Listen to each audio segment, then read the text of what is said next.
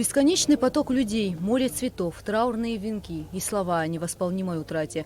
Внезапный уход из жизни Зураба Ачба потряс всех, кто его знал. Проводить в последний путь всеми любимого врача и человека пришли друзья и коллеги Зураба Ачба, представители интеллигенции и общественные деятели.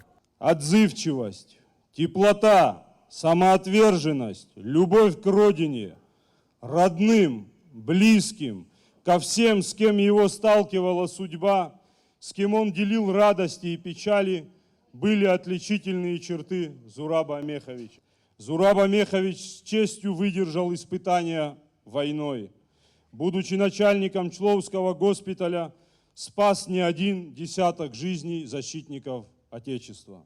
Я всегда говорил и говорю то, что две профессии, куда надо идти с душой, это врачи и педагоги. Туда люди, которые с какими-то меркантильными интересами, люди, которые мечтают заработать больших денег, или просто непорядочные люди, они не должны выбирать такие профессии. Его тепла хватало всем. Человек с огромной душой и добрым сердцем. Человек, который принимал чужую боль как свою. Человек, посвятивший свою жизнь спасению чужих жизней. Именно так сегодня вспоминают Зураба Ачба. Он всегда был готов прийти на помощь. Он всегда готов был встать рядом и в горе, и в радости.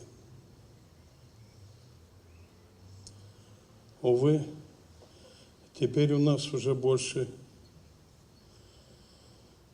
не будет нашего доброго, большого Зураба. Большую часть своей жизни Зураб Ачба посвятил родному госпиталю, процветание которого он так мечтал увидеть. Несмотря на все трудности, с которыми ему приходилось сталкиваться, Зураб Амехович старался помочь каждому, кто к нему обращался, воспитывая и заботясь о молодом поколении врачей. Когда около 40 ребят, устроив военно-медицинскую академию, с первого курса за ними наблюдая, затем около 20 из них